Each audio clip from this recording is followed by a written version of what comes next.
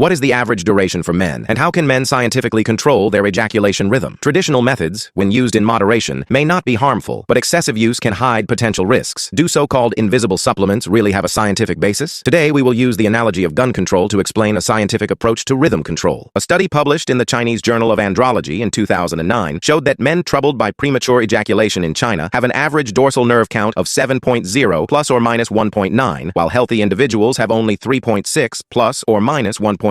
But the quality of a gun is never defined by how fast it fires. What truly matters is being able to follow your own rhythm and fully enjoy the process. Whether someone is impulsive or steady, the core neural reflex pathway of ejaculation is fixed. Local sensory nerves act like a trigger. Once stimulation is received, it is converted into electrical impulses. The spinal cord works as a relay station, rapidly transmitting signals to the brain, which ultimately triggers ejaculation. One of the core problems of premature ejaculation is that these sensory receptors are overly sensitive. A higher number of sensory nerves leads to faster signal transmission, causing ejaculation to occur before the brain has time to regulate the response. Mental tension is not a direct cause, but anxiety can worsen symptoms, trapping people in a cycle of losing control. The real issue lies in disordered sensor sensitivity. This usually comes from two main factors. The first is congenital dense sensory nerve distribution, which means naturally high sensitivity. The second is long-term improper stimulation that further increases sensitivity over time. Many commonly used emergency solutions have clear limitations. Sprays often contain local anesthetic ingredients that may delay ejaculation, but also reduce natural sensation and affect shared experience. Oral medications work by regulating neurotransmitters to temporarily slow the response. They require advanced dosing and may cause side effects such as dizziness or nausea. Once stopped, rebound effects are common, so they treat symptoms rather than root causes. Behavioral techniques such as stop-start methods or squeezing techniques can improve psychological control, but they do not fundamentally regulate sensory sensitivity. It is like using equipment with sensitivity set too high. Even with good technique, accidental triggering still happens if the settings are not adjusted. A truly scientific approach focuses on precisely regulating sensory sensitivity. Research published in JM in 2010 confirmed that pulsed radiofrequency technology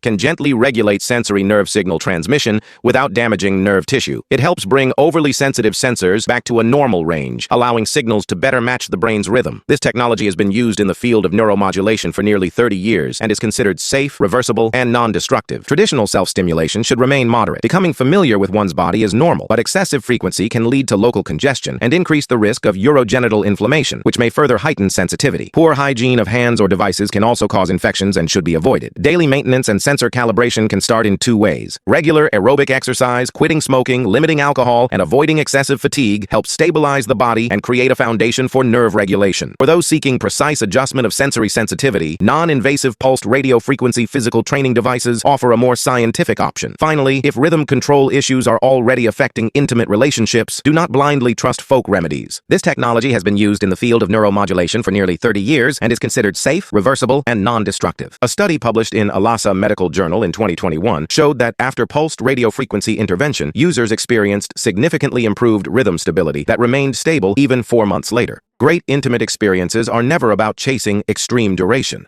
They are about scientifically calibrating sensitivity and regaining calm, confident control of your own rhythm.